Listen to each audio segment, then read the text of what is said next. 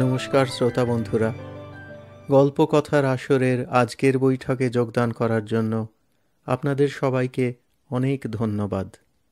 আমি রুদ্র দত্ত। শুনছেন শ্রুতি পুস্তক রানীচন্দ রচিত গুরুদেব। আজ ষষ্ঠ এবং অন্তিম পর্বে বাকি আছে গ্রন্থের অষ্টাদশ, ঊনবিংশ এবং বিংশ পরিচ্ছেদ। এই তিনটি পরিচ্ছেদে রবীন্দ্রনাথের জীবনের শেষ বছরের এবং শেষ একটি দিনের ও কয়েক ঘণ্টার ছবি আছে। রানীচন্দের অমূল্য সাহিত্য সৃষ্টি এবং রবীন্দ্রনাথ ঠাকুরের জীবনের শেষ 10-12 বছরের এই মূল্যবান দলিল পাঠ করার সময় আপনারা যদি সঙ্গে থেকে থাকেন শ্রোতা বন্ধুরা, আশা করি আমার পাঠ এই গ্রন্থের মান রাখতে পেরেছে এবং আপনাদের ভালো লেগেছে। আরম্ভ করছি আজকের পাঠ। রানীচন্দ রচিত গুরুদেব শ্রুতি পুস্তকের ষষ্ঠ এবং অন্তিম পর্ব।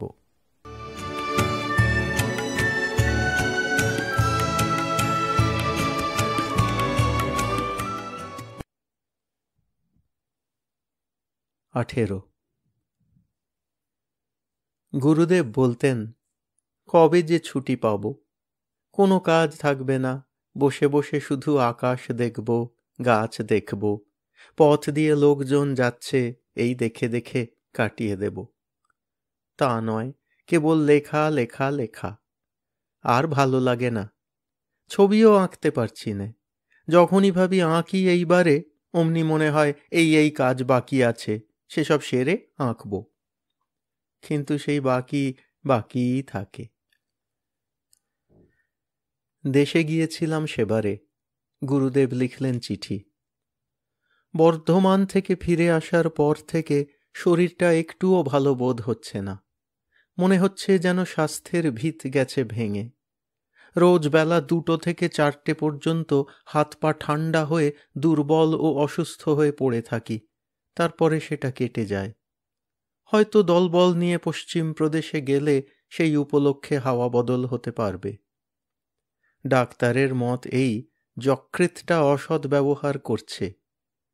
খাওয়া দাওয়া যে বাদশাহী চালে তা বলতে পারি নে, তবে কিনা কিছুদিন স্পর্ধাপূর্বক দুধ খেতে লেগেছিলুম, সেটা এখন বর্জন করাই স্থির করেছি। তার স্থলে অর্জন করব কি তা ভেবে পাইনে। মনটা এখন শুধু পথ্যে পরিবর্তন নয়, পথ পরিবর্তনের দিকে ঝুঁকেছে।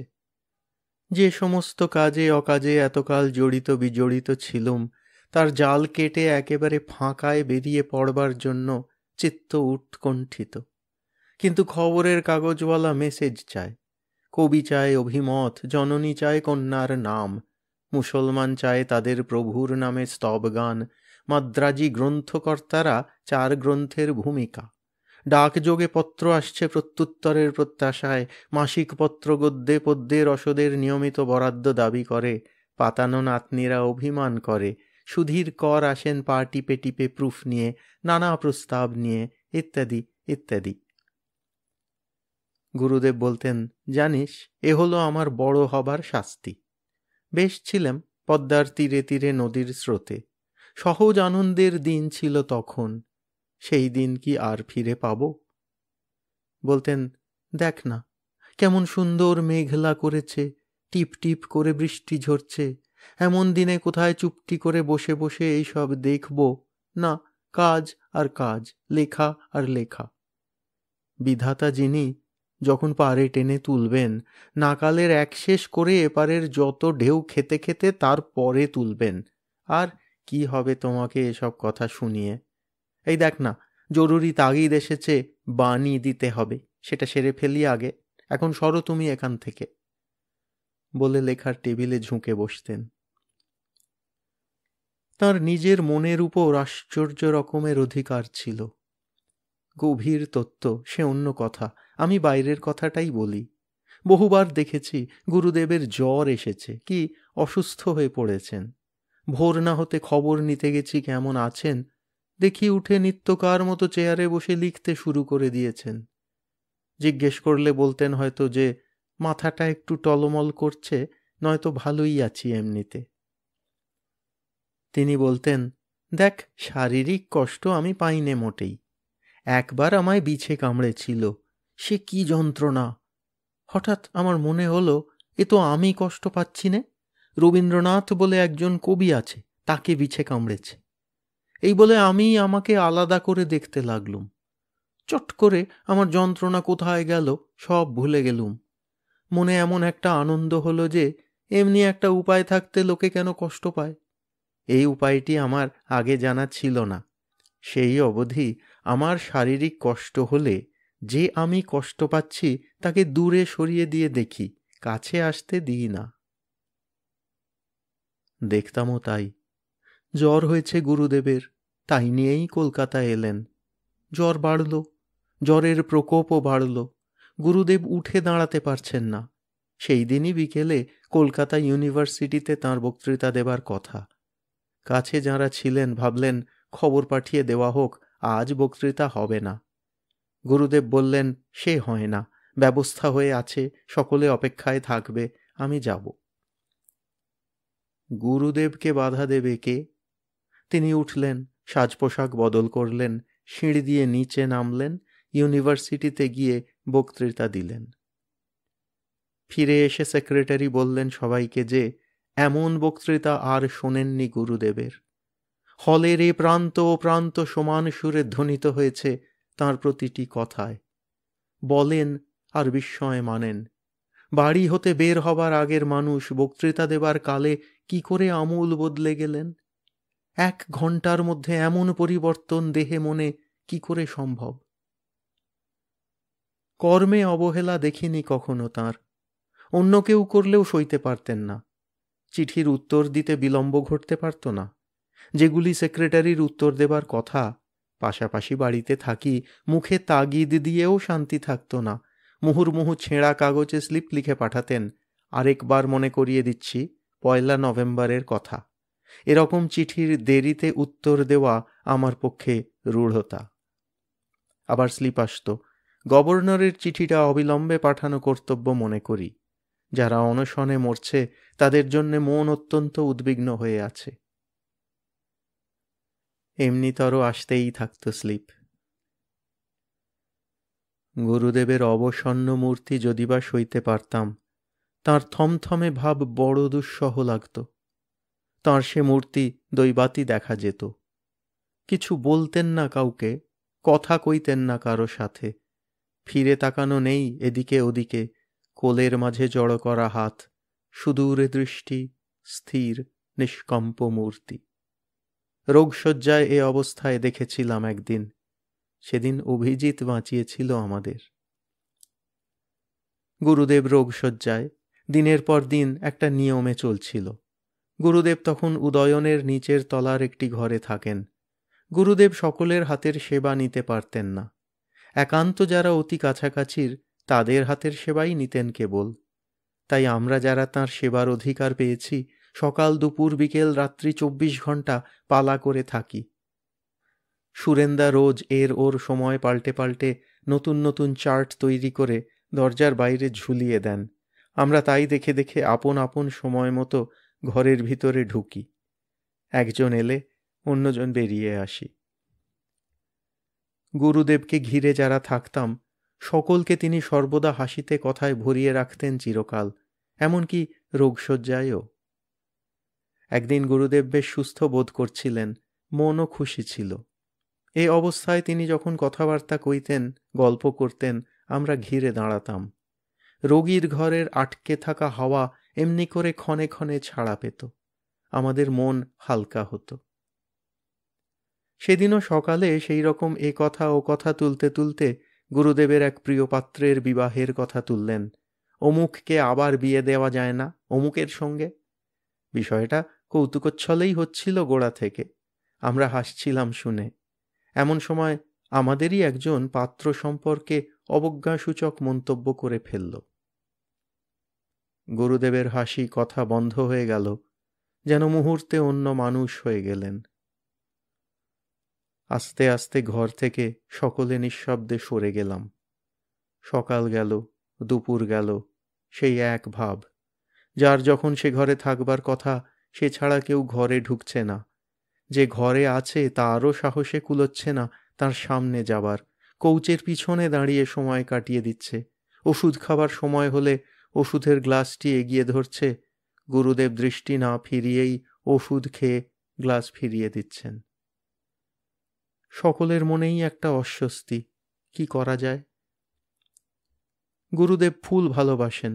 উদিচির পিছনে বকুল গাছ লাগিয়েছিলেন, সেই গাছে নতুন ফুল ফুটে ঝরেছে তলায়। কুড়িয়ে এনে একটি পাতায় করে রেখে দিলাম পাশে। গুরুদেব এক পলক দেখে দৃষ্টি বাইরে নিয়ে নিলেন। ভয় ভয় বললাম, উদয়নের পূবের বারান্দার পাশে যে ডালিম গাছ, তাতেও ফুল ধরেছে টুকটুকে লাল। মনে হলো যেন শুনলেন কথাটা। বললাম, কঙ্করকুঞ্জের পলাশ গাছেও এবারে ফুল ফুটেছে, এই প্রথম। বললেন, হুঁ। দুপুর গেল, বিকেল এলো। গুরুদেবের ঘরের চারদিকে সকলে ঘুরঘুর করেন। নিজেদের মধ্যেও কেউ জোরে জোরে কথা বলছে না, এমনি অবস্থা।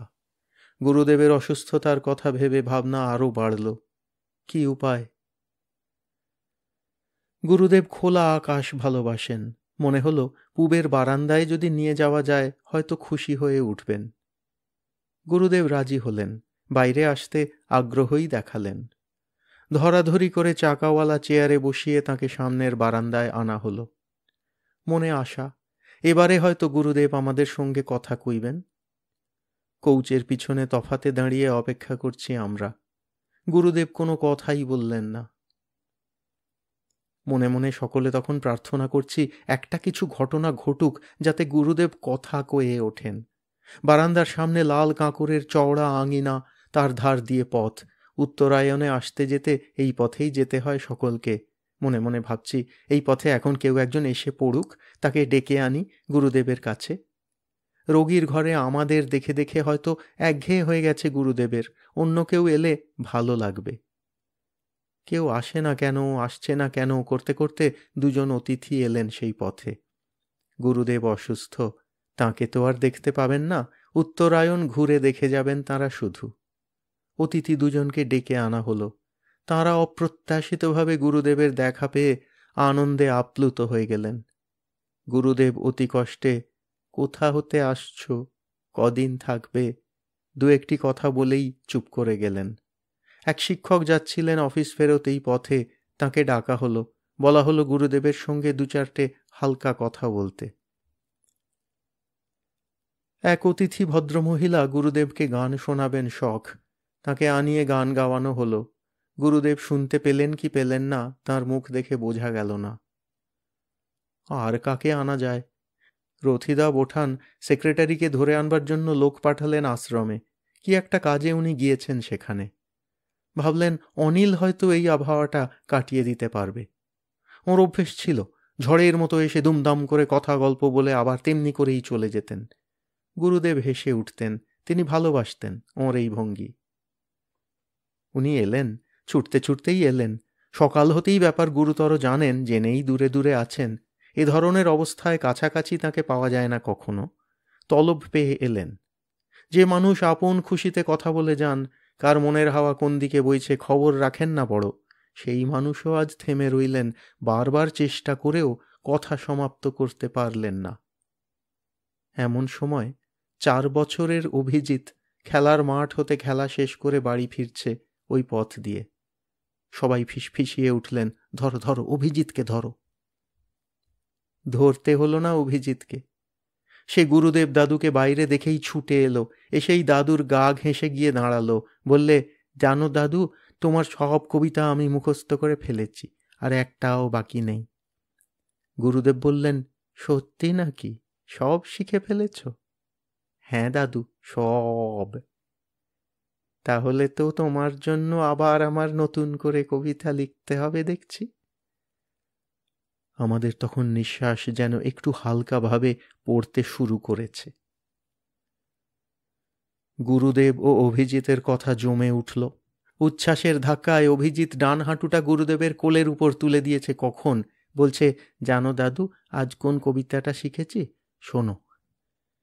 পাঠানেরা যবে বাঁধিয়ে আনিল বন্দি শিখের দল, শহীদগঞ্জে রক্তবরণ হইল ধরণী তল। কবিতার মধ্যে পাঠান আর রক্ত এই দুটোই বুঝেছিল সে, তাই বললে, এর মানে কি জানো দাদু? গুরুদেব মাথা নাড়লেন। অভিজিৎ গুরুদেবের মুখের কাছে হাত নেড়ে নেড়ে বোঝাতে শুরু করে দিল, এর মানে হলো পাঁঠাগুলিকে বেঁধে নিয়ে এলো, কাটলো, আর রক্ত রক্ত বলার সঙ্গে সঙ্গে তার হাতখানি যতটা পারল সামনে বাড়িয়ে দিল। দু চোখ বড় বড় হয়ে উঠল, ভাবখানা যেন অতি বিস্ময়কর একটা ব্যাপার দেখাচ্ছে সে তার গুরুদেব দাদুকে। গুরুদেব প্রাণ খুলে হেসে উঠলেন, বললেন, তাই তো গো, এমন মানে তো স্বয়ং রবীন্দ্রনাথও জানে না গো। গুরুদেবের হাসির সঙ্গে আমরাও হেসে উঠলাম। আমাদের হাসিটা যেন একটু জোর রবেই হলো। তখন সেক্রেটারি এগিয়ে এলেন সামনে, বললেন, ভদ্রমহিলা যে গান শোনালেন কেমন লাগলো আপনার? গুরুদেব বললেন, আমি শুনতেই পাইনি। উনি বললেন, হ্যাঁ, বড় মিহি গলা, তা মেয়েদের গলা আর কত জোরে উঠবে? গান গাইতে হয় তো পুরুষের গলায়, শুনে বলতে হবে গলা বটে। গুরুদেব বললেন, তা যা বলেছিস, আমাদের এক ওস্তাদ ছিলেন, তিনি বলতেন, মেয়েদের গলা আবার গলা, ও তো গলি হ্যায়। যারা গুরুদেবের পিছনে ছিলাম এতক্ষণ কখন এসে সামনে দাঁড়িয়েছি। হাসির রেশ ঘুরতে লাগলো আমাদের ঘিরে কিছুকাল। সন্ধে পেরিয়ে গেল, চারদিক অন্ধকার হয়ে এলো। গুরুদেবকে আবার ধীরে ধীরে ঘরে এনে বিছানায় শুইয়ে দিয়ে আমরা খুশি ভরা মনে হালকা পায়ে যে যার বাড়ি ফিরে এলাম। এবারে খেয়ে নেব, কেউ খানিক ঘুমোব। গুরুদেবের কাছে থাকবার পালা কারো প্রথম রাতে, কারো মাঝরাতে, কারো সেই শেষ রাতে। এই অভিজিৎকে নিয়েই মুশকিল হতো গুরুদেবের অসুস্থ অবস্থায়। অভিজিতের জন্ম হলো কলকাতায়। শান্তিনিকেতনে ফিরে আসার পরে গুরুদেব কোলে তুলে নিলেন, বললেন, এর নাম রইল অভিজিৎ। অভিজিৎ দিনে দিনে বাড়তে লাগলো। এই তল্লাটে অভিজিৎই তখন একমাত্র শিশু। গুরুদেব তাকিয়ে তাকিয়ে দেখেন, টলমল করে দু পায়ে ভর দিয়ে উঠে দাঁড়ালো একদিন সে। তারপর পা পা পা ফেলে চলতে শিখল। গুরুদেব বলতেন, এই কচি পা একদিন কত শক্ত হবে, কত দৃঢ় হবে, এর উপরেই ভর রেখে জীবন সংগ্রামে জয়ী হবে। জ্ঞান হবার আগে হতেই অভিজিৎ চিনেছে গুরুদেবকে। চলতে যখন শেখেনি তখন হতেই ভোরে ঘুম থেকে উঠে মুখ চোখ ধুয়ে মার কোলে চড়ে বাইরে বেরিয়ে যাঁর মুখ আগে দেখত সে, তিনি ছিলেন গুরুদেব। তখন হতেই অভ্যেস তার ভোরে উঠে সর্বপ্রথম গুরুদেবের কাছে আসা। চলতে শিখলে পর সে একলাই আসত গুরুদেবের কাছে। কোনোদিন বিছানা হতে নেমেই ছুট দিত সেদিকে। তাড়াতাড়ি পাকড়াও করে বাসি মুখ ধুইয়ে জামা বদলে ছেড়ে দিতাম। অভিজিৎ গুরুদেবের কাছে এসে দাঁড়াত, লেখার টেবিলের উপরে রাখা কাঁচের বয়ম ভরা লজেন্স থাকত, তা হতে গুরুদেব তার হাতে 3টি লজেন্স দিতেন। অভিজিতের দিন শুরু হতো। কি জানি কি হিসাব ছিল অভিজিতের, 3টির বেশি লজেন্স সে কোনোদিন নিত না। একদিন গুরুদেব বৈয়ামের মুখ খুলে অভিজিতের সামনে ধরতেন। অভিজিৎ হাত ডুবিয়ে 1 মুঠ লজেন্স তুলে নিত, নিয়ে হাতের তেলোয় সেগুলি মেলে ধরে গুনত, বাপ, মানি, খোকন। 3টি রেখে বাকি লজেন্সগুলি বৈয়ামে ফেলে দিত। গুরুদেবের খুব আনন্দ হতো, বলতেন, এমন নির্লোভ ছেলে আমি দেখিনি। লজেন্স 3টি কিন্তু অভিজিৎ নিজেই খেত।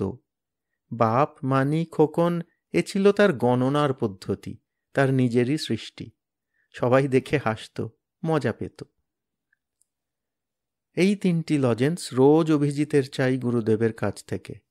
গুরুদেবও লক্ষ্য রাখতেন বৈয়ামে ঠিকমতো লজেন্স ভরা আছে কি না। শেষবার যেবার অপারেশন হবে, গুরুদেব কলকাতায় এলেন। পরদিন ভোরে যথানিয়ম অভিজিৎ দাদুর ঘরে গেল। গুরুদেব বিছানায় শুয়ে আছেন। অভিজিৎকে দেখে খাটের পাশে রাখা টেবিলের দিকে তাকালেন।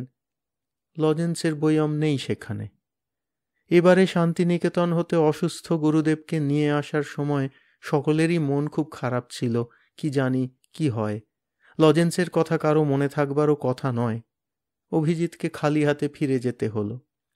গুরুদেবের বড় বাজল। বললেন, এরা জানে আমার সাথে সাথে থাকে লজেন্সের শিশি, সেই জিনিসেই এদের যত ভুল। অবশ্যই সঙ্গে সঙ্গেই বয়ামভরা লজেন্স এনে রাখা হলো কিনে। শেষের দিকে, অপারেশনের পরের কয়েকটা দিন, এই লজেন্স পাওয়াও বন্ধ হয়ে গেল অভিজিতের। তবু সে আসত রোজ সকলের হাত ছিটকে একবার দাদুর ঘরে। শেষ দিন, যেদিন সব শেষ হয়ে গেছে, অভিজিতের কথা আমাদের মনেও নেই। ভিড়ের ফাঁক দিয়ে পথ করে বিদ্যুতের মতো সে এসে দাঁড়ালো ঘরে। একটি কথা নেই মুখে। সাদা চাদরে আবক্ষ ঢাকা গুরুদেব দাদুকে দেখল স্তব্ধ হয়ে। কি জানি কি ভেবে নিল সে, সেই জানে। তারপর যখন ফুলে ফুলে ঢাকা গুরুদেবের দেহ নিয়ে যাওয়া হয় নিচে, ওই হাজার হাজার লোকের ভিড়ের মাঝে একটি শিশু কণ্ঠ সেদিন চিৎকার করে কেঁদে উঠেছিল, দাদুকে কোথায় নিয়ে যাচ্ছে ওরা, অমন করে নিয়ে যাচ্ছে কেন, দাদুর কষ্ট হবে যে। সকাল ছাড়াও যখন তখন ছুটে ছুটে গুরুদেব দাদুর কাছে যাওয়া চাই অভিজিতের। পথে যেতে তলায় পড়ে থাকা সোনাঝুরির শুকনো পাতাটি নজরে পড়ল, তুলে নিয়ে এলো দাদুর কাছে। দাদু, এই দেখো কেমন চাঁদ। রং তুলি নিয়ে কাগজে কাগজে হিজিবিজি দাগ কাটল, তাই নিয়ে ছুটে গেল দাদুর কাছে। দাদু, এই নাও ছবি, এটা হলো মাছ, এটা চাঁদের মা বুড়ি বসে বসে সুতো কাটছে, আর এটা হলো শিমুল ফুল তলায় পড়ে আছে। গুরুদেব বলতেন, তোর ছেলের ছবি আঁকা দেখে আমি আশ্চর্য হয়ে যাই, এরই মধ্যে কেমন একটা রূপ দিতে শিখেছে। এমনিতর দিনে কতবার যে দাদুর ঘরে যাওয়া চাই অভিজিতের, তার শেষ ছিল না। শিশু অভিজিৎ আর গুরুদেবের মধ্যে বেশ একটা সম্পর্ক ঘনিষ্ঠতর হয়ে গিয়েছিল দিনে দিনে। ঘুরে ফিরে না এলে গেলে যেন চলত না। অভিজিৎকে গুরুদেব আদর করে বলতেন যুবরাজ, বলতেন রানীর ছেলে রাজপুত্তুর।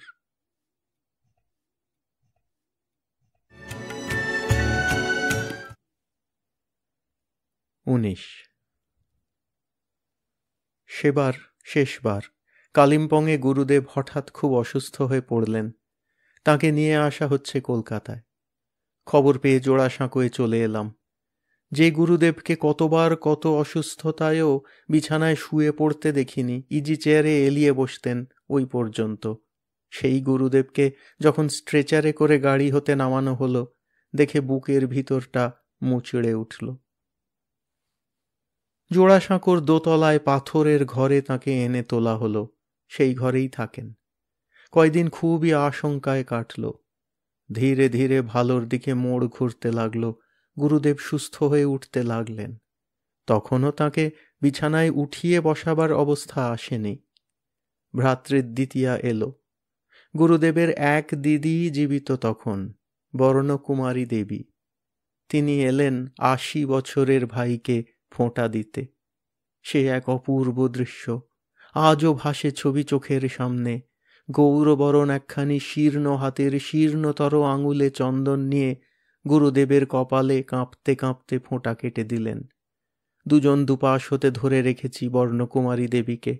ফোঁটা কেটে তিনি বসলেন বিছানার পাশে চেয়ারে। ভাইয়ের বুকে মাথায় হাত বুলিয়ে দিলেন। খুব রাগ হয়েছে দিদির ভাইয়ের উপরে। কালিম্পংয়ে গিয়েই তো ভাই অসুস্থ হয়ে এলেন, নয়তো হতেন না, এই ভাব দিদির। ভাইকে বকলেন, বললেন, দেখো রবি, তোমার এখন বয়স হয়েছে, এক জায়গায় বসে থাকবে, অমন ছুটে ছুটে আর পাহাড়ে যাবে না কখনো, বুঝলে? গুরুদেব আমাদের দিকে তাকিয়ে গম্ভীরভাবে মাথা নাড়লেন, বললেন, না, কখনো আর ছুটে ছুটে যাব না, বসে বসে যাব এবার থেকে। সকলের খিলখিল হাসিতে ঘর ভরে উঠল। দিদি যত বলতে লাগলেন, না রবি, যা বলছি শোনো, ছুটে ছুটে আর কোথাও যাবে না তুমি। গুরুদেব ততই বলছেন, না, বসে বসেই যাব। সেদিন দিদির সঙ্গে তাঁর এই কথা রোগশয্যায় যেন উৎসবের আমেজ এনে দিল। গুরুদেব বললেন, দেখি তোমার পা দুটি তুলে ধরো উপরে, নয়তো প্রণাম করব কি করে।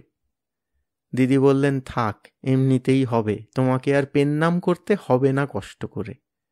বলে ভাইকে আরও আরও আদর করে আরও বুঝিয়ে দুপাশে দুজনের হাতে হাতের ভর রেখে কাঁপতে কাঁপতে বেরিয়ে গেলেন।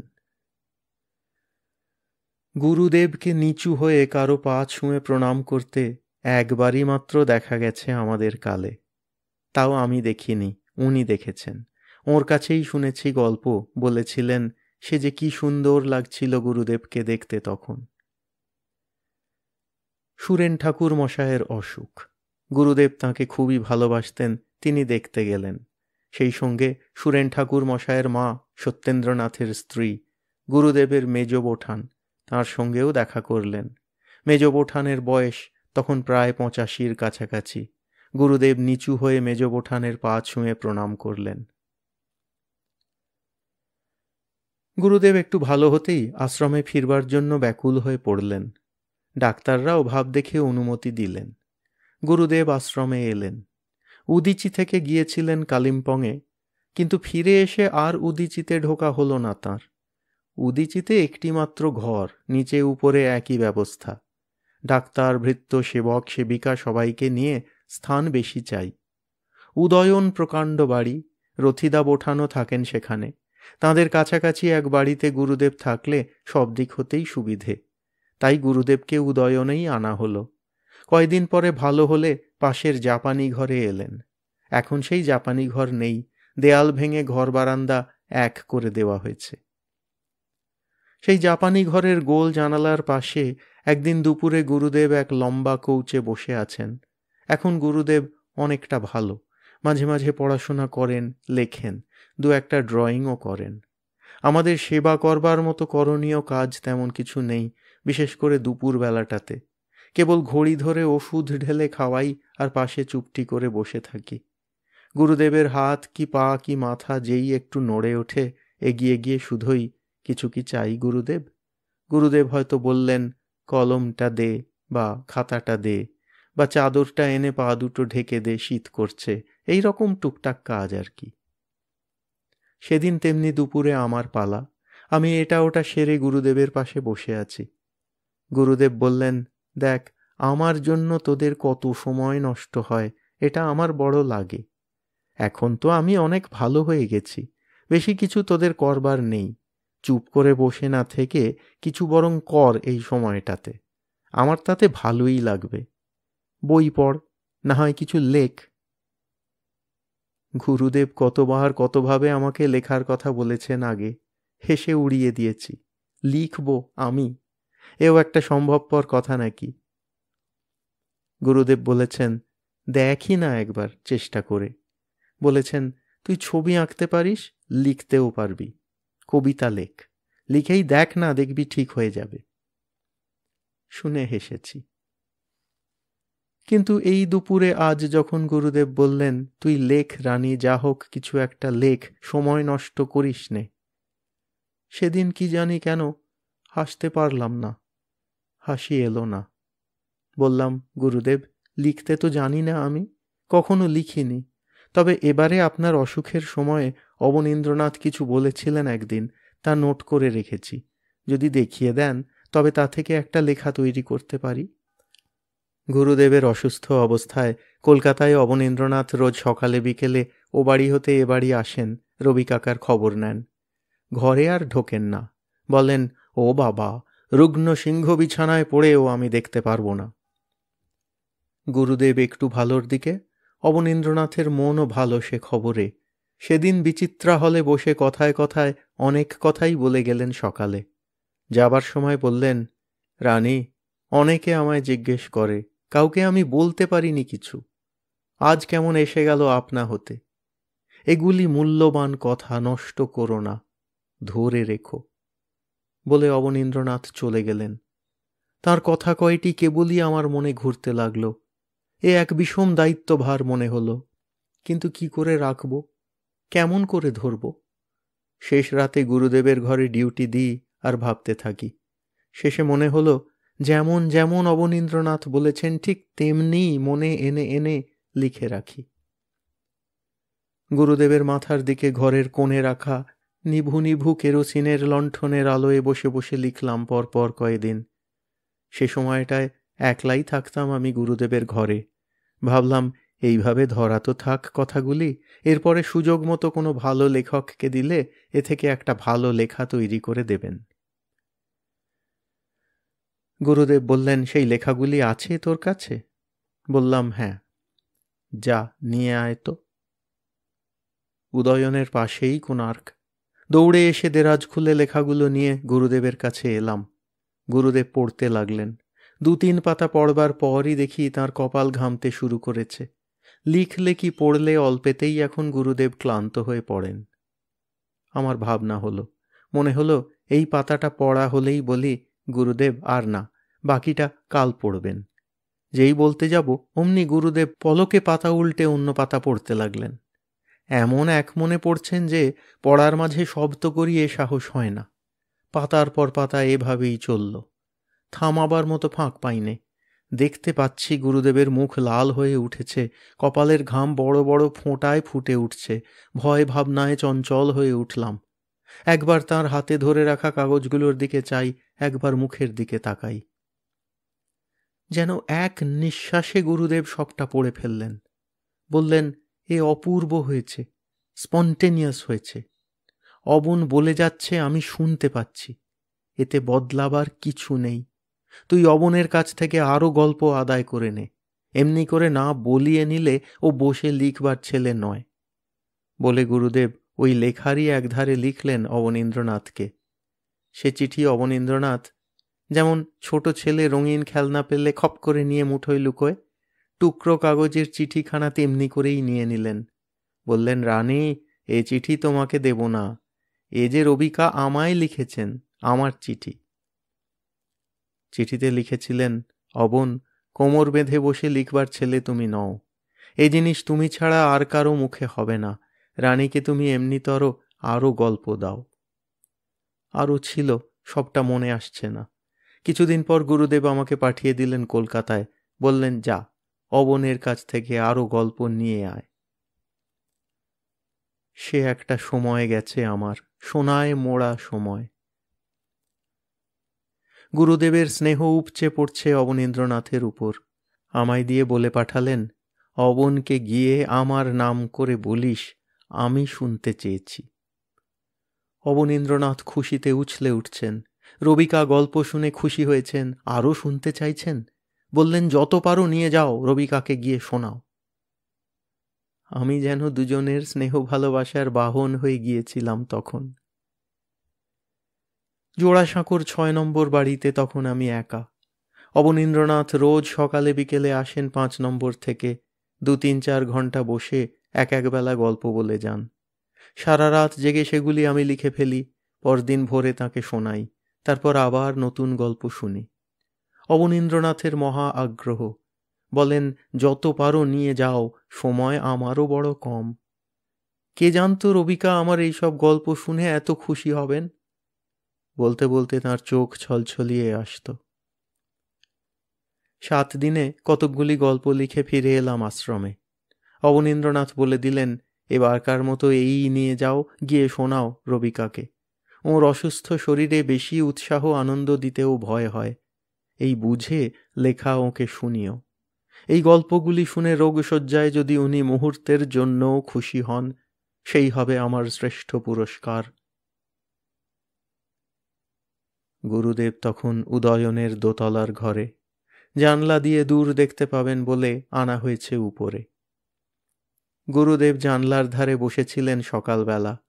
আমি গল্পগুলি এনে দিলাম হাতে। গুরুদেব পড়তে লাগলেন। আমি তাঁর মুখের দিকে তাকিয়ে রইলাম। পড়তে পড়তে কোথাও জোরে হেসে উঠলেন, কোথাও বা ঝরঝর করে 2 চোখের জল ঝরে পড়ল। হাতের রুমালে ঘষে ঘষে চোখ মুছলেন। এমন করে গুরুদেবের চোখের জল পড়তে এই প্রথম দেখলাম।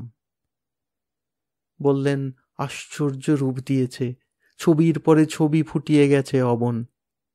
সে একটা যুগ, রবি কাকা তার মধ্যে ভাসমান। তার সঙ্গে জড়িয়ে নিয়েছে ওদের সবাইকে। কি সজীব, সব যেন আবর্তিত হচ্ছে। এমনভাবে সেই যুগকে ধরেছে এনে, এ আর কেউ পারবে না। গল্পগুলি রোজ কিছুটা করে পড়েন, পরে তুলে রাখি, পরদিন আবার দিই। পড়তে পড়তে গুরুদেব বললেন, দেখ, এক একটা যুগের এক একটা মনোবৃত্তি ধরা পড়ে। তখন সেই স্বদেশী যুগে চারদিকে কি একটা উন্মত্ততা, বঙ্গভঙ্গের আন্দোলন। পিএন বোস বলতেন, রবিবাবু এ যে হলো, হয়ে গেল, মানে দেশ উদ্ধার হয়ে গেল। বলতুম, হলো বই কি। তারপর গেল সেই যুগ, গেল সেই উন্মত্ততা।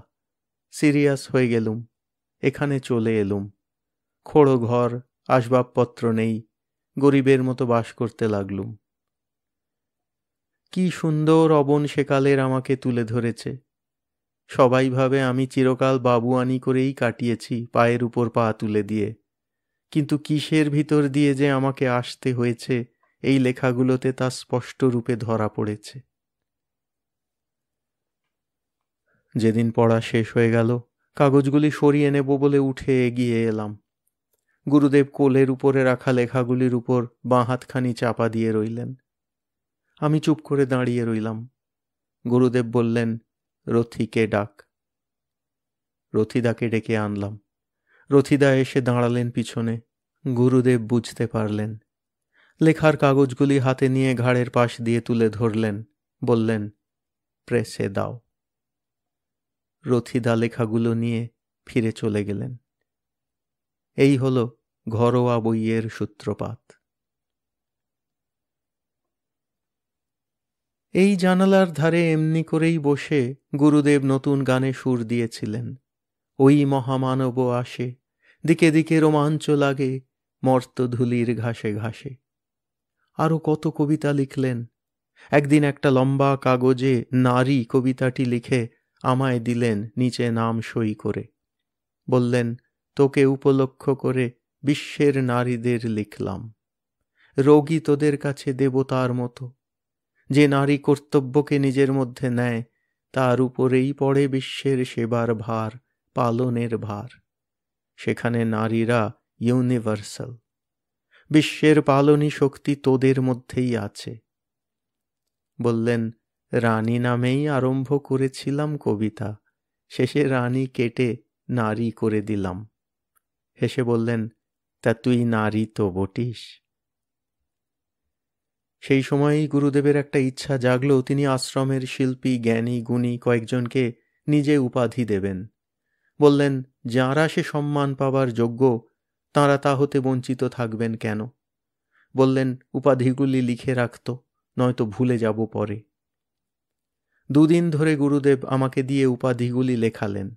দু একটা উপাধির নামমাত্র মনে আছে, যেমন রূপায়ণী, নিপুণিকা, কলাকুশল ইত্যাদি। 12-14টি উপাধি ছিল নারী পুরুষের। কাকে কোনটা দেবেন তাও বলেছিলেন আমাকে, কিন্তু তা আর হতে পেল না। গুরুদেবের আরোগ্য সম্বন্ধে সকলেই সন্দিহান হয়ে উঠলেন। কিছুতেই রোগের উপশম নেই। হোমিওপ্যাথি, অ্যালোপ্যাথি, কবিরাজি সব রকম চিকিৎসাই করে দেখা গেল, যে যেমন বলেন সবই তো করা হলো। অসহ্য কষ্ট দিনের পর দিন। মুখ বুজে শুয়ে থাকেন গুরুদেব, কিন্তু তাঁর মুখ দেখে আমরা সইতে পারি না। একমাত্র শেষ আশা অপারেশন। অপারেশনে গুরুদেবের খুব আপত্তি। বলেন, শনি যদি একটা কিছু ছিদ্র খোঁজে, সে যদি আমার মধ্যে রন্ধ্র পেয়েই থাকে, তাকে স্বীকার করে নাও। মিথ্যে তার সঙ্গে যুঝে লাভ কি? মানুষকে তো মরতে হবেই একদিন। একভাবে না একভাবে এই শরীরের শেষ হতে হবে তো। তা এমনি করেই হোক না শেষ, ক্ষতি কি তাতে? মিথ্যে এটাকে কাটাকুটি ছেঁড়াছেঁড়ি করার কি প্রয়োজন? বললেন, তাঁর দেয়া দেহ অক্ষতভাবেই তাঁকে ফিরিয়ে দেওয়া ভালো। দেখা যাক, আরও কিছুদিন দেখা যাক, এই করে করে আরও কিছুকাল কাটল। শেষে সবাই মিলে অপারেশন করলে যে ভালোই হবে এবং এ যন্ত্রণা হতে একমাত্র রক্ষার পথ এই, এ কথা বলতে গুরুদেব স্পষ্ট করে রাজি হলেন না, মুখে কিছু বললেনও না, তবে চুপ করে গেলেন। সবাই স্থির ধরে নিলেন অপারেশন অনিবার্য। গুরুদেবকে আনা হবে অপারেশনের জন্য কলকাতায়। কথাবার্তা চলছে, আয়োজন ব্যবস্থার তোড়জোড় হচ্ছে। গুরুদেব এবারে জোর করেই আমাকে পাঠিয়ে দিলেন কলকাতায়। ঘরোয়ার জন্য আরও কয়েকটি গল্প চাই। বললেন, তুই কয়দিন আগেই যা। এবারে গুরুদেবকে ছেড়ে আসতে আমার খুবই কষ্ট হলো। দোতলার ঘরে কৌচে বসেছিলেন গুরুদেব। স্টেশনে আসবার মুখে তাঁকে প্রণাম করলাম। গুরুদেবের মুখ ম্লান, দৃষ্টি নিমীলিত। প্রণাম করে কৌচ ঘেঁষে বসলাম। উঠে আসবার শক্তি যেন ক্ষণকালের জন্য হারিয়ে ফেলেছিলাম। গুরুদেব আমার পিঠের উপরে তাঁর ডান হাতখানি রাখলেন। পরে যেন হাত বুলিয়ে দিচ্ছেন এমনিভাবে আঙুলগুলি নাড়তে নাড়তে ধীরে, অতি ধীরে বললেন, অবনকে গিয়ে বলিস আমি খুব খুশি হয়েছি। আমার জীবনের সব বিলুপ্ত ঘটনা যে অবনের মুখ থেকে এমন করে ফুটে উঠবে তা কখনো মনে করিনি। শান্তিনিকেতনের মাটিতে এই তাঁর শেষ স্পর্শ। সেদিন ছিল 16ই জুলাই।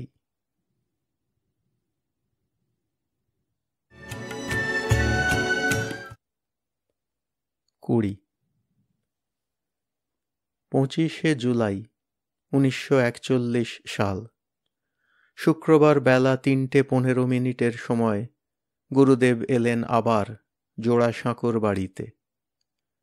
খবরটা জনসাধারণের কাছ হতে গোপন রাখা হয়েছিল, তাই স্টেশনে বা বাড়িতে ভিড় হয়নি মোটেই।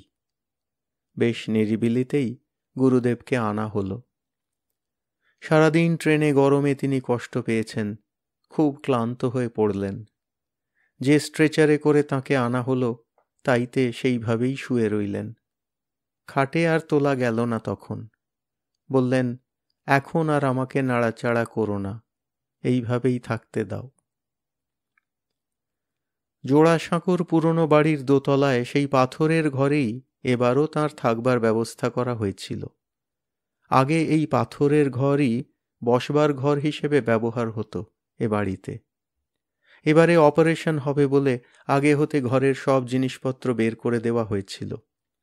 এমনকি দুদিকের দেওয়ালে মহর্ষি দেবেন্দ্রনাথ ও প্রিন্স দ্বারকানাথ ঠাকুরের বড় বড় দুটি ছবি ছিল, তাও সরিয়ে নেওয়া হয়েছে সেখান থেকে। গেলবারে গুরুদেব যখন অসুস্থ এই ঘরেরই মাঝামাঝি বিছানায় শুয়ে থাকতেন, মনে হতো দুদিক থেকে মহর্ষি দেব ও দ্বারকানাথ যেন দেখছেন তাঁকে। সে এক শোভা। এবারে সেসব ছবি অন্য ঘরে পাঠিয়ে দেওয়াল পরিষ্কার করে ঘরের সমস্ত জিনিস লাইসল দিয়ে ধুয়ে মুছে ঝকঝকে করে রাখা হয়েছে আগে হতে। বিকেলে দু একজন যাঁরা গুরুদেবের সঙ্গে দেখা করতে এলেন, কারো সঙ্গেই তিনি তেমন কথাবার্তা বলতে পারলেন না। সন্ধ্যের দিকে বেশ খানিকটা ঘুমোলেন ওই স্ট্রেচারে শুয়ে শুয়েই। রাত 7:30টার সময় একবার বলে উঠলেন, কি জানি, ভালো লাগছে না যেন আমার। ঘরে একা তখন আমি। ভয় হলো একটু, কিন্তু গুরুদেবের কাছে তা সামলে গেলাম।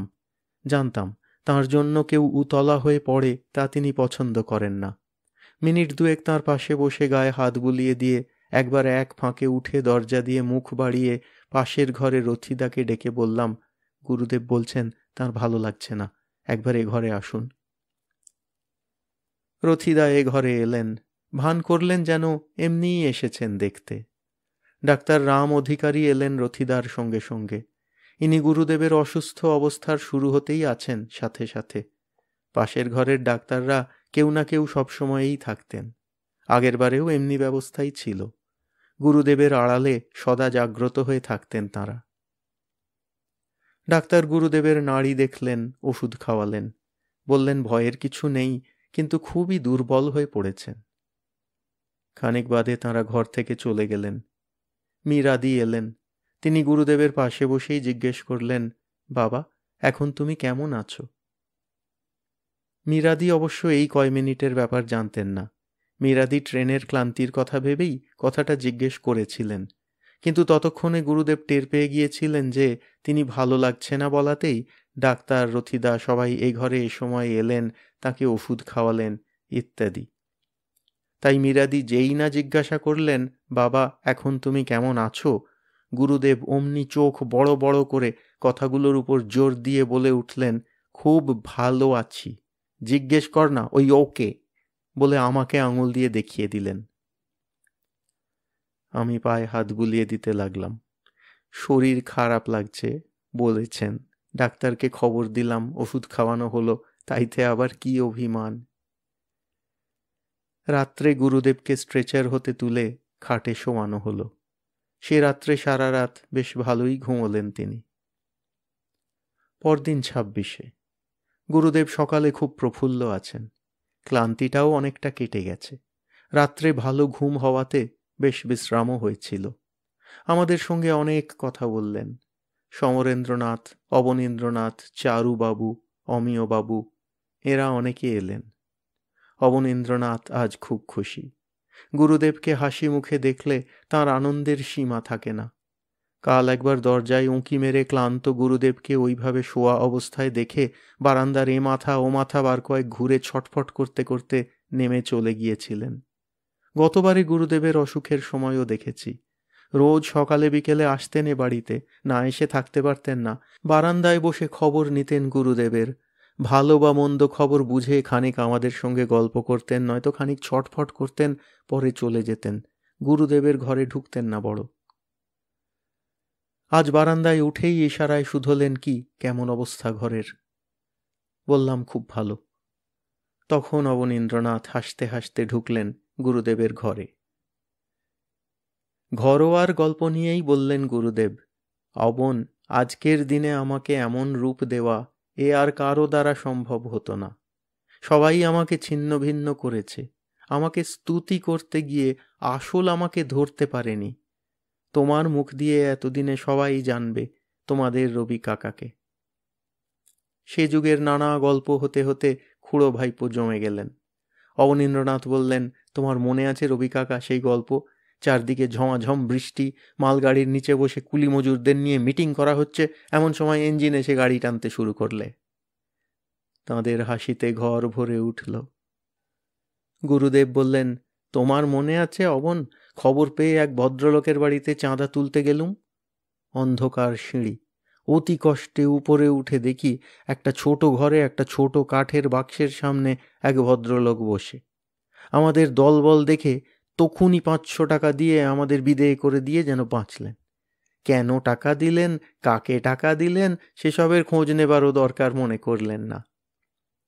গুরুদেব, অবনীন্দ্রনাথ দুজনে হাসতেই থাকেন। এ সময় তাঁদের মুখের ভাব আর গলার সুরে কে বলবে যে 80 বছরের খুড়ো আর 70 বছরের ভাইপো গল্প করছেন। অবনীন্দ্রনাথের জন্মদিনে উৎসব করা নিয়ে অবনীন্দ্রনাথের ঘোরতর আপত্তি। কেউ কেউ তাঁর কাছে এসেছিল এই প্রস্তাব নিয়ে।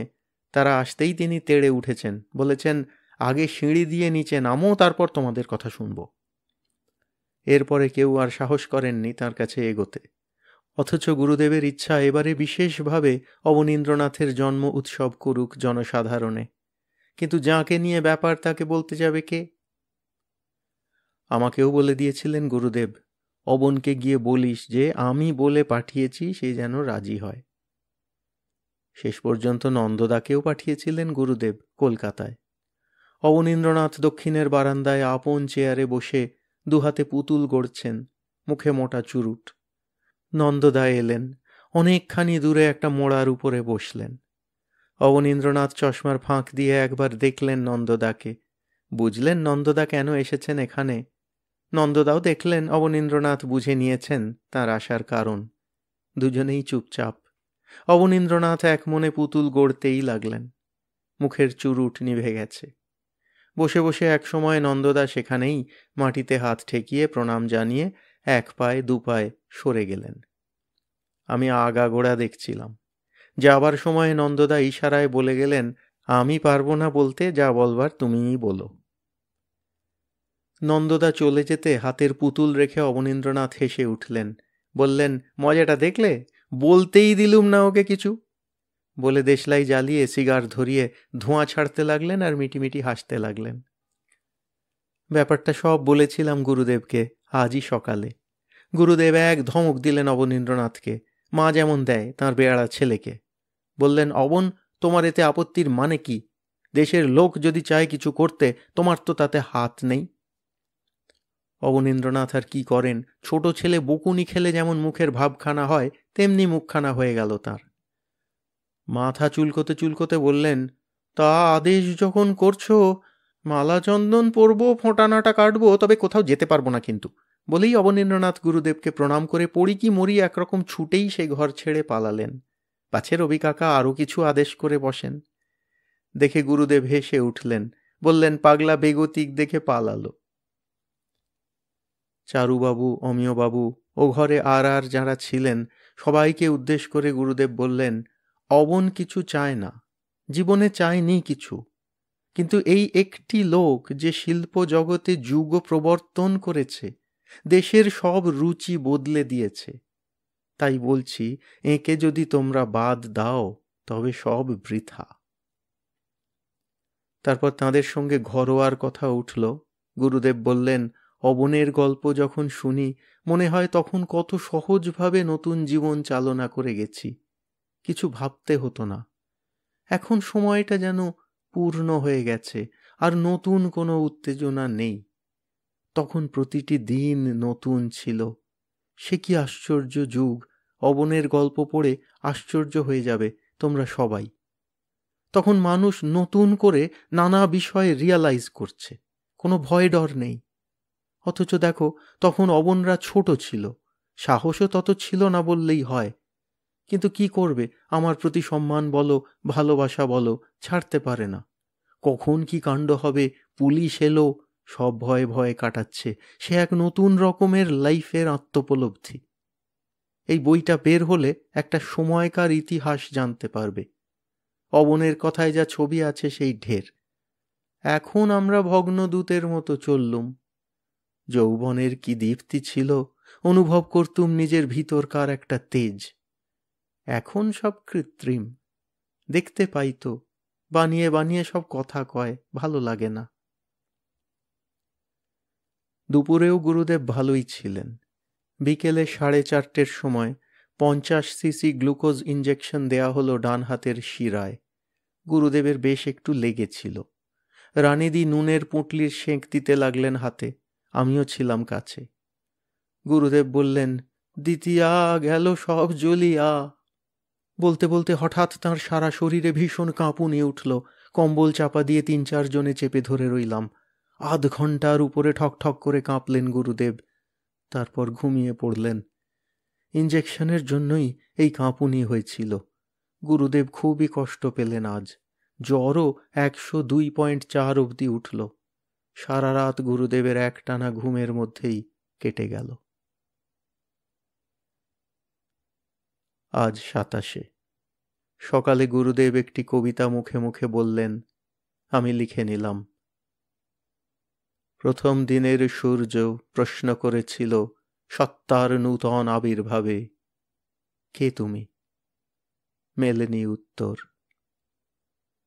বৎসর বৎসর চলে গেল, দিবসের শেষ সূর্য শেষ প্রশ্ন উচ্চারিল পশ্চিম সাগর তীরে নিস্তব্ধ সন্ধ্যায়, কে তুমি? পেল না উত্তর। গুরুদেব বললেন, সকালবেলার অরুণ আলোর মতো মনে পড়ে কয়েক লাইন, লিখে রাখ, নয়তো হারিয়ে ফেলব। প্রত্যেকবারই ভাবি ঝুলি খালি হয়ে গেল, এবারে চুপচাপ থাকি, পারি নে। এ পাগলামি নয় তো কি? কবিতার কয়েকটা জায়গায় বলে বলে কাটাকুটি করালেন। ফিরে আর একটা কাগজে তা লিখে দিলাম গুরুদেবকে। গুরুদেব শুয়ে শুয়েই বুকের উপরে কবিতার কাগজটি ধরে আরও 3 জায়গায় নিজের হাতে কেটে অন্য কথা বসালেন। তারপর অনেকক্ষণ একইভাবে স্থির শুয়ে রইলেন। পরে বললেন, সেই কবিতাটা বলতো একবার কাছে বসে শুনি, বিপদে মোরে রক্ষা করো, সেইটে।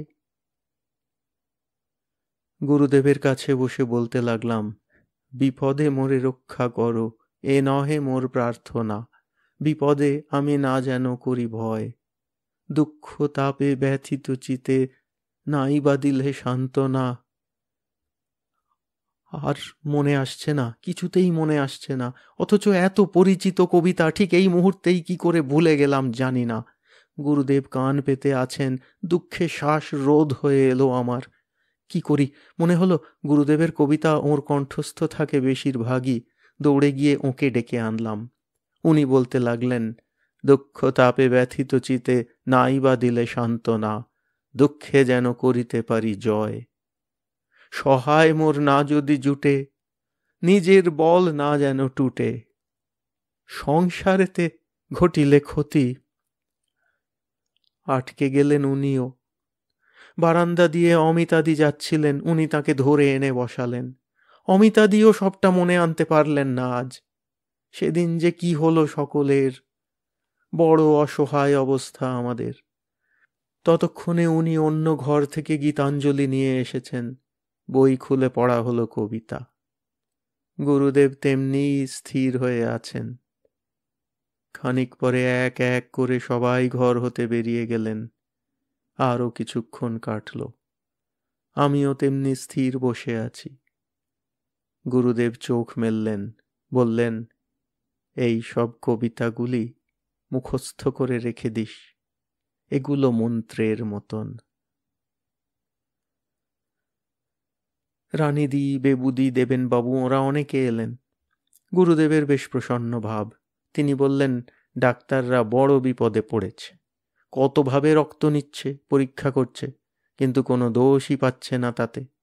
এ তো বড় বিপদ হলো হে ডাক্তারদের। রোগী আছে, রোগ নেই, এতে ডাক্তাররা ক্ষুণ্ণ হবে না তো কি বলো?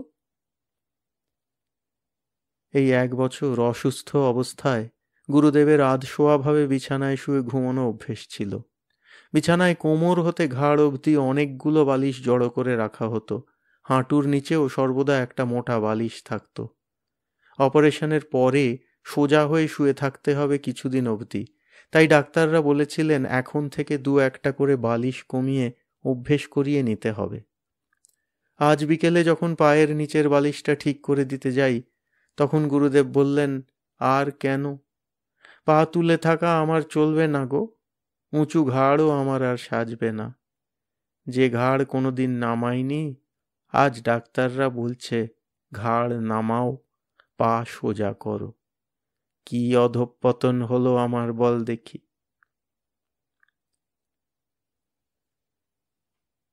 29শে সকাল। এই দুদিন গুরুদেব খুব বিমর্ষ হয়ে আছেন। অপারেশন নিয়ে ভাবনায় পড়েছেন। বলছেন যখন অপারেশন করতেই হবে তখন তাড়াতাড়ি ব্যাপারটা চুকে গেলেই ভালো। রোজ গ্লুকোজ ইঞ্জেকশন দেয়া হচ্ছে।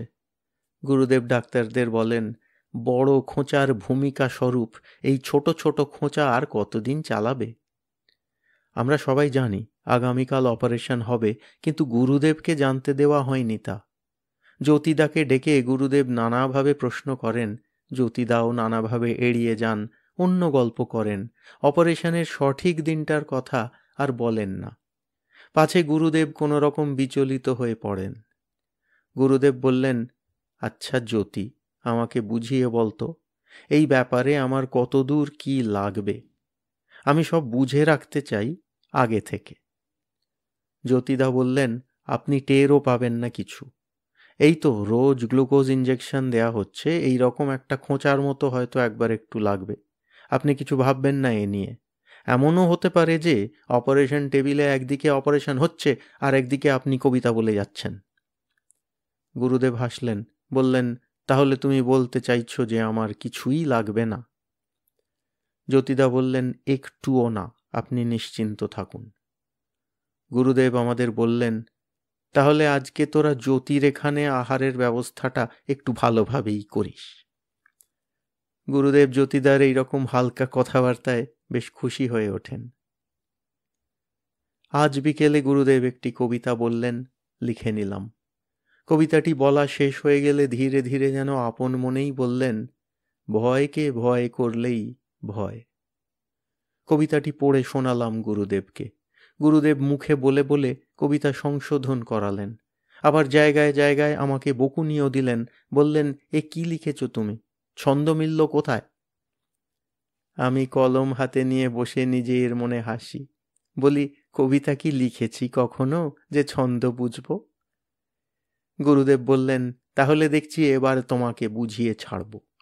এভাবে তোমাকে দিয়ে কবিতা লেখালে তুমিই কোনোদিন কবিতা লিখতে শুরু করে দেবে।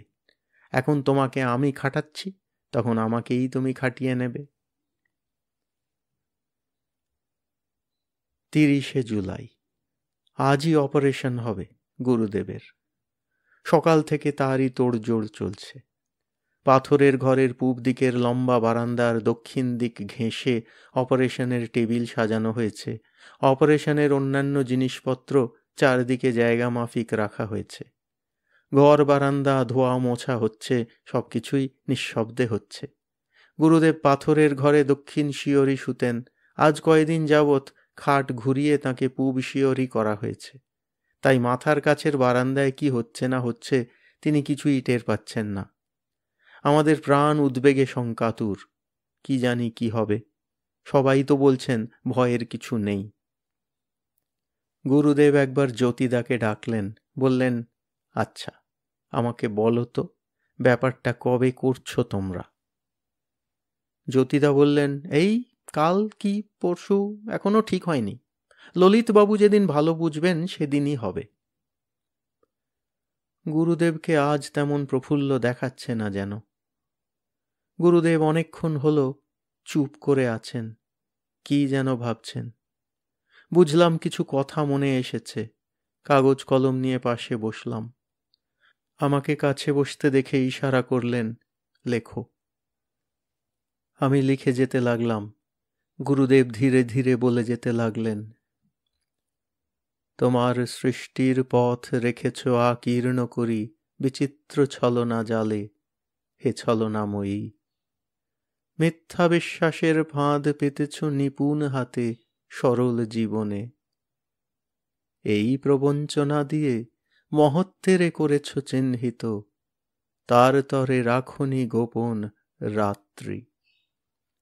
তোমার জ্যোতিষ্ক তারে যে পথ দেখায়, সে যে তার অন্তরের পথ, সে যে চিরস্বচ্ছ, সহজ বিশ্বাসে সে যে করে তারে চিরসমুজ্জ্বল। বাহিরে কুটিল হোক, অন্তরে সে ঋজু, এই নিয়ে তাহার গৌরব। লোকে তারে বলে বিড়ম্বিত, সত্যেরে সে পায় আপন আলোকে ধৌত অন্তরে অন্তরে। কিছুতে পারে না তারে প্রবঞ্চিতে, শেষ পুরস্কার নিয়ে যায় সে যে আপন ভাণ্ডারে। কবিতাটি বলতে বলতে ক্লান্ত হয়ে পড়লেন গুরুদেব। আজকাল কিছু ভাবতে গেলে অল্পেতেই তাঁর ক্লান্তি আসে, এ কথা তিনি নিজেও বলেন। গুরুদেব আবার বুকে দুহাত জড়ো করে চুপচাপ চোখ বুজে রইলেন। অনেকক্ষণ কাটল এইভাবে। 9:30টার সময় বললেন, লিখে নে। অনায়াসে যে পেরেছে ছলনা সহিতে, সে পায় তোমার হাতে শান্তি রক্ষয় অধিকার। বললেন, সকালবেলার কবিতাটির সঙ্গে জুড়ে দিস। বৌঠান শান্তিনিকেতনে অসুস্থ, এখানে আসতে পারেননি। বৌঠানের এতে খুবই খারাপ লাগছে। গুরুদেবকে চিঠি লিখেছেন দুঃখ করে। মনের মধ্যে আমার ভাবনা, আজই তো অপারেশন হবে, অপারেশনের পরে গুরুদেব কেমন থাকবেন কি জানি। বললাম, বৌঠানকে একটা চিঠি লিখবেন, উনি যে বড় ভাবনায় আছেন আপনার জন্য। বেলা তখন 10টা। গুরুদেব বললেন, লেখ বৌমাকে। তিনি বলে গেলেন, আমি লিখে যেতে লাগলাম। মা মনি, তোমাকে নিজের হাতে লিখতে পারিনে বলে কিছুতে লিখতে রুচি হয় না। কেবল খবর নিই আর কল্পনা করি যে তুমি ভালো আছো, অন্তত এখানকার সমস্ত দুশ্চিন্তার ভিতর থেকে দূরে থেকে কিছু আরামে আছো। কিছু তাপ এখনো তোমার শরীরে আছে, সেটা ভালো লাগছে না, কেননা ক্ষুদ্র শত্রুর জেদটাই সবচেয়ে দুঃখজনক। আমাকে প্রত্যহই একটা না একটা খোঁচা দিচ্ছেই, বড় খোঁচার ভূমিকা স্বরূপে। শুনেছি বড়র আক্রমণ তেমন দুঃসহ নয়, এইসব ছোট ছোটর উপদ্রব যেমন। যা হোক, এরও তো অবসান আছে এবং তারও খুব বেশি দেরি নেই। চুকে গেলে নিশ্চিন্ত থাকব। ইতি। চিঠিখানা গুরুদেবের হাতে দিলাম, কলম দিলাম। গুরুদেবের হাত কাঁপছে। চিঠির নিচে কাঁপা হাতে সই করলেন, বাবা মশায়। অক্ষরগুলি একটার গায়ে আর একটা লেগে লেখাটা অস্পষ্ট হল। গুরুদেব তখনও জানেন না আজই তাঁর অপারেশন হবে। 10:30টার সময় ললিতবাবু অপারেশনের সব কিছু ব্যবস্থা ঠিক করে কনুই অবধি হাত ধুয়ে বাঁ হাত দিয়ে ডান হাতের শার্টের হাতাটা গোটাতে গোটাতে গুরুদেবের ঘরে ঢুকলেন। বললেন, আজ দিনটা ভালো আছে, তাহলে আজই সেরে ফেলি, কি বলেন? বলে বাইরে আকাশের দিকে চাইলেন, যেন ঝকঝকে দিন দেখে এই মুহূর্তেই কথাটা মনে এলো তাঁর। গুরুদেব একটু হকচকিয়ে গেলেন, বললেন, আজই? পরে আমাদের দিকে তাকিয়ে বললেন, তা ভালো, এরকম হঠাৎ হয়ে যাওয়াই ভালো। তারপর আর আমাদের সঙ্গে তেমন কোনো কথাবার্তা কইলেন না। কিছুক্ষণ বাদে কেবল বললেন, একবার পড়ে শোনাতো কি লিখেছি আজ। কবিতাটি পড়ে শোনালাম। বললেন, কিছু গোলমাল আছে, তা থাক, ডাক্তাররা তো বলছে অপারেশনের পরে মাথাটা আরও পরিষ্কার হয়ে যাবে, ভালো হয়ে পরে ঠিক করবক্ষণ। বেলা 11টার সময় বাইরের বারান্দায় স্ট্রেচারে করে গুরুদেবকে অপারেশন টেবিলে আনা হলো। আমরা ধারে কাছেই দাঁড়িয়ে আশঙ্কায় কাঁপছি। গুরুদেবের মুখের সামনে বুকের উপরে একটা ছোট স্ক্রিন দিয়ে দিয়েছে, যেন গুরুদেব তার ওদিকে কিছু দেখতে না পান। গুরুদেবকে ক্লোরোফর্ম দিয়ে অজ্ঞান করানো হয়নি, লোকাল অ্যানাস্থেশিয়া দিয়ে অপারেশন করা হচ্ছে। আমরা শুধু গুরুদেবের মুখখানিই দেখতে পাচ্ছি, একটা বড় স্ক্রিনে তার দেহ আড়াল করে রাখা হয়েছে। নিঝুম বাড়ি, কোথাও একটি ছুঁচ পড়লে যেন সে আওয়াজ কানে লাগবে, এমনি ভাব সবার। সোজা যেন দাঁড়িয়ে থাকতে পারছিলাম না, দেয়ালে পিঠ লাগিয়ে দেহের ভারটা সেখানে ছেড়ে দিয়ে তাকিয়ে রইলাম সামনে। 11:20 অপারেশন হয়। সেলাই, ব্যান্ডেজ ইত্যাদি শেষ হতে আধ ঘণ্টাটাক সময় লাগে। সব বেশ ভালোভাবেই হলো। গুরুদেবকে ঘরে আনা হলো। আমাদের মুখ দেখে বোধহয় তাঁর মায়া হলো। ভারী হাওয়াটা উড়িয়ে দেবার জন্যেই হেসে বললেন, কি ভাবছ, খুব মজা না? দিনের বেলা গুরুদেব খুব ঘুমোলেন। ঘুমের ফাঁকে ফাঁকে মাঝে মাঝে 2-4টে কথাও বললেন, তবে ডাক্তারদের মানা ছিল, তাই তাঁকে থামিয়ে দিতে হচ্ছিল। বিকেলের দিকে গুরুদেব বার কয়েকই বললেন, জ্বালা করছে, ব্যথা করছে। গায়ের তাপ আজ অন্য দিনের তুলনায় কম। ললিতবাবু সন্ধে 7টায় আবার এলেন। গুরুদেবকে জিজ্ঞেস করলেন, অপারেশনের সময় কি লেগেছিল আপনার? গুরুদেব বললেন, কেন মিছে মিথ্যে কথাটা বলাবে আমাকে দিয়ে? অপারেশনের সময় নাকি খুব লেগেছিল গুরুদেবের, কিন্তু একটুও টের পেতে দেননি তিনি, একটু নড়েননি, একবারও আহ উহ করেননি। গুরুদেব বললেন, জ্যোতিকে আমি একবার জিজ্ঞেস করতে চাই, সে যে আমাকে বোঝালে যে একটুও লাগবে না, তার মানে কি?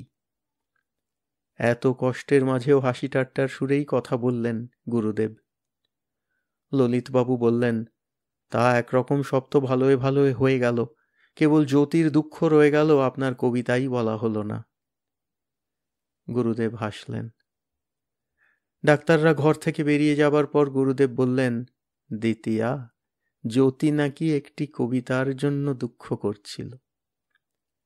বললাম, তাহলে বলবেন আপনি, আমি লিখে নিই। বললেন, খেপেছিস তুই, এখন কবিতা বলবো? তবে আজকের কবিতাটি? গুরুদেব বললেন, না, তাতে যে গোলমাল আছে একটু। কাল যেটা লিখেছি একবার পড়ে শোনা আমাকে। আমি কাল বিকেলের লেখা কবিতাটি পড়ে শোনালাম।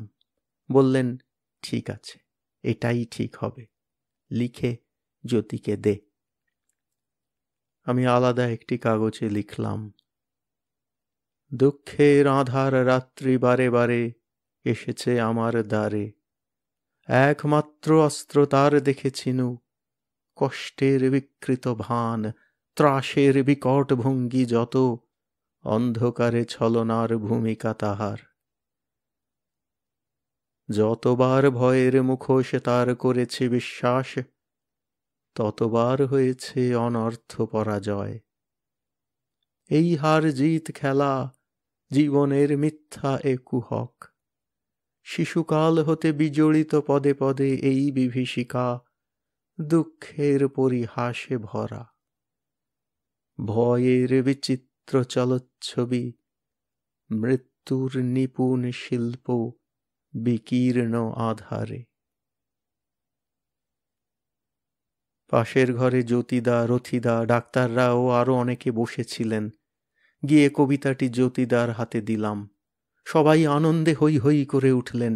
কবিতাটি সকলে নিজের নিজের জন্য কপি করে নিতে লাগলেন। সকলেই ভাবলেন গুরুদেব এক্ষুনি এই কবিতাটি লিখে পাঠালেন। কিছু না বলে গুরুদেবের কাছে ফিরে এলাম। রাত্রে গুরুদেব ভালোই ঘুমোলেন। 31 আজ সকালে গুরুদেব একটা দুটো কথাই বললেন মাত্র। ব্যথা করছে, জ্বালা করছে। দুপুর থেকে কেমন নিঃসাড় হয়ে আছেন। গায়ের তাপও বেড়েছে আজ। দিনে বেশ ঘুমিয়েছেন, কিন্তু রাত্রে ভালো ঘুম হলো না গুরুদেবের। 1 অগস্ট আজ সকাল থেকে গুরুদেব কোনো কথাই বলছেন না। অসাড় হয়ে আছেন। কেবল যন্ত্রণা সূচক শব্দ করছেন থেকে থেকে। দুপুরের দিকে কিছু জিজ্ঞেস করলে শুধু মাথা নাড়ছেন। মাঝে মাঝে যখন তাকান, তার মুখের কাছে মুখ নিয়ে যাই, ভাবি কিছু বুঝি বা বলতে চাইছেন, কিন্তু কিছু বলেন না। অল্প অল্প জল, ফলের রস খাওয়ানো হচ্ছে গুরুদেবকে।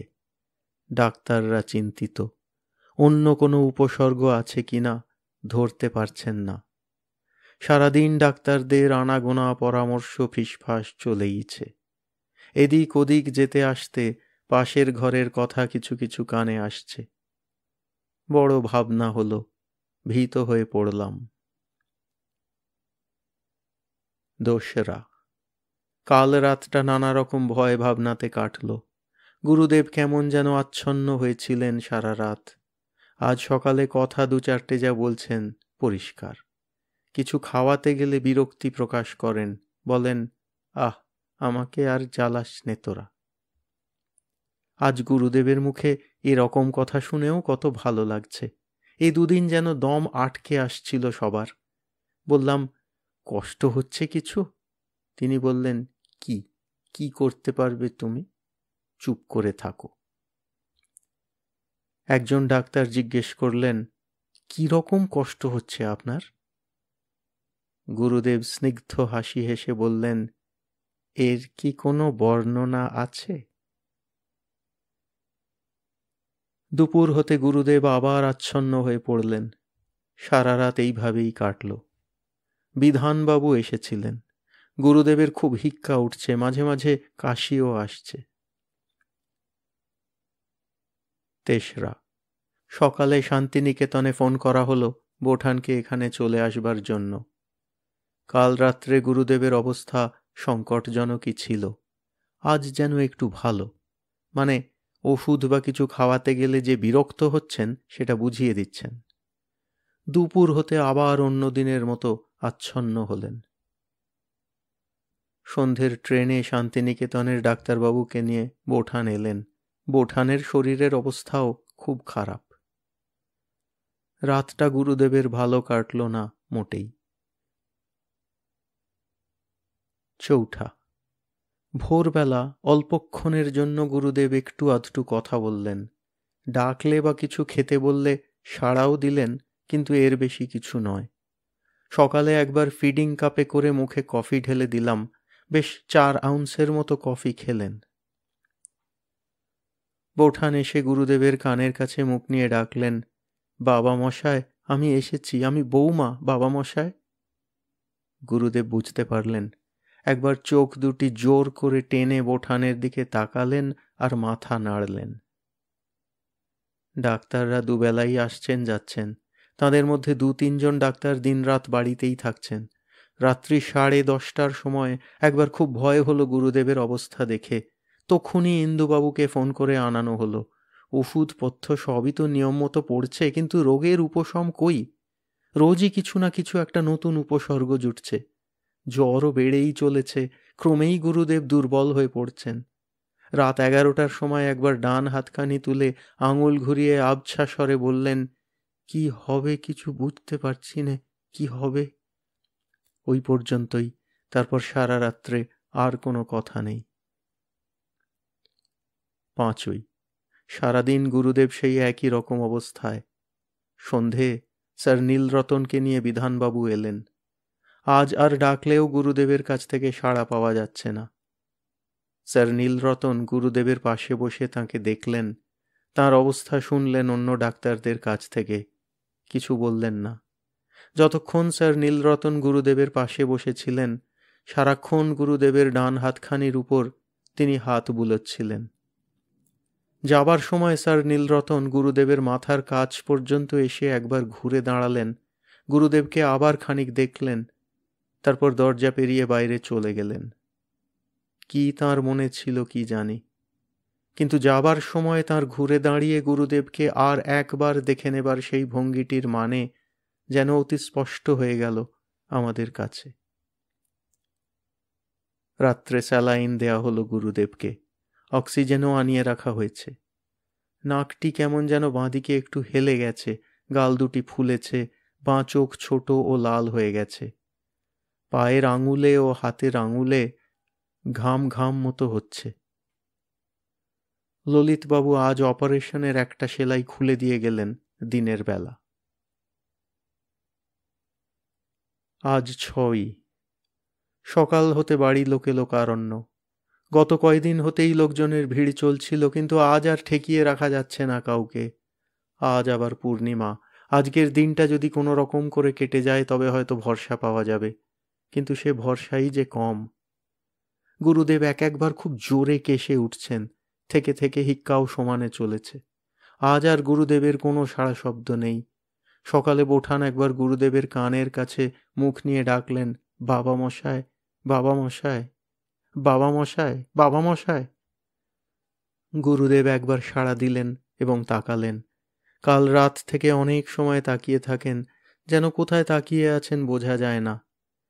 একবার দু ভুরু কুঁচকে আসে, সেটা ব্যথার বা আর কিছুর, কি জানি। এখন দুপুর 12টা, এখনও সেই একই অবস্থা।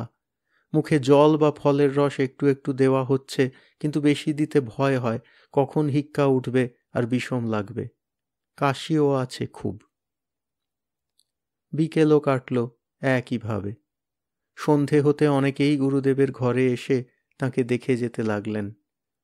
বর্ণকুমারী দেবী ভাইকে দেখতে এসে রাত্রে এখানেই রয়ে গেলেন।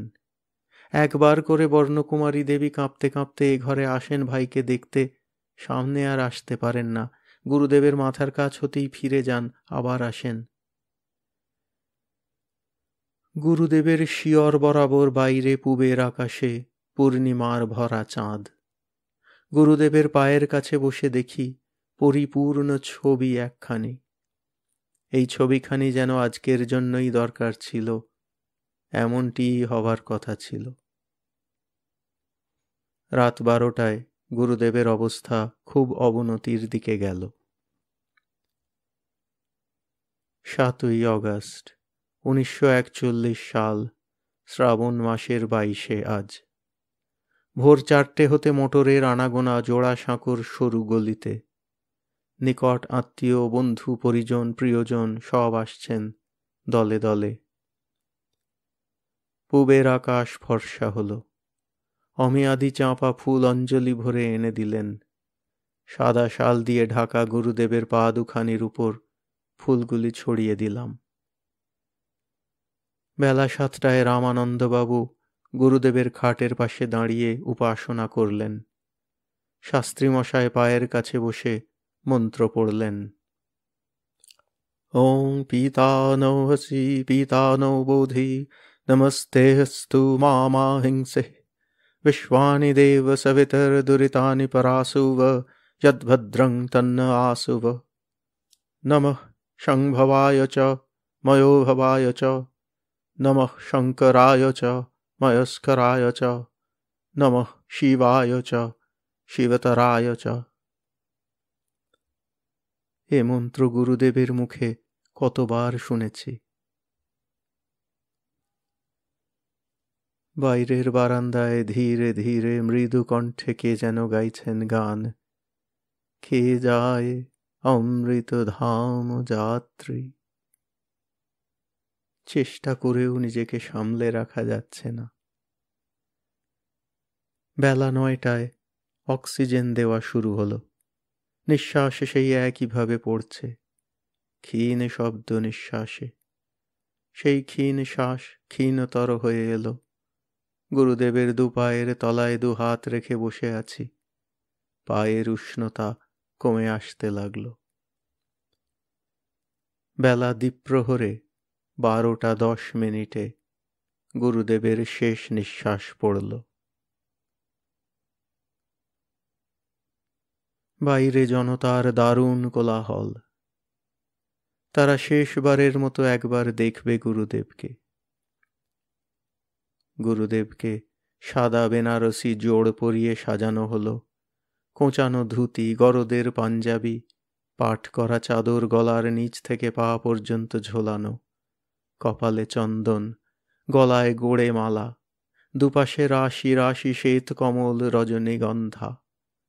বুকের উপরে রাখা হাতের মাঝে একটি পদ্ম কোরক ধরিয়ে দিলাম। দেখে মনে হতে লাগলো যেন রাজবেশে রাজা ঘুমোচ্ছেন রাজশয্যার উপরে। ক্ষণকালের জন্য যেন সব ভুলে তন্ময় হয়ে রইলাম। একে একে এসে প্রণাম করে যেতে লাগলো নারী পুরুষে। ব্রহ্মসঙ্গীত হতে লাগলো একদিকে শান্ত কণ্ঠে। ভিতরে উঠোনে নন্দদা সকাল থেকে তাঁর নিজের কাজ করে যাচ্ছিলেন। নকশা এঁকে মিস্ত্রি দিয়ে কাঠের পালঙ্ক তৈরি করালেন। গুরুদেব যে রাজার রাজা, শেষ যাওয়াও তিনি সেইভাবেই তো যাবেন। 3টে বাজতে হঠাৎ এক সময় গুরুদেবকে সবাই মিলে নিচে নিয়ে গেল। দোতলার পাথরের ঘরের পশ্চিম বারান্দা হতে দেখলাম জনসমুদ্রের উপর দিয়ে যেন একখানি ফুলের নৌকা নিমেষে দৃষ্টির বাইরে ভেসে চলে গেল।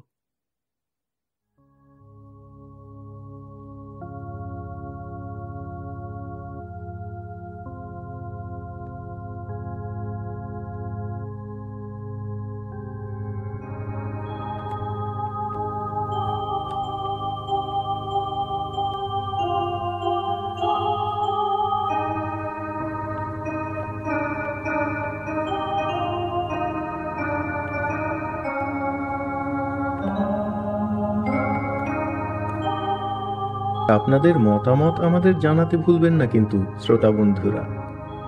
আমাদের ওয়েবসাইট golpokothar.org golpokothar.org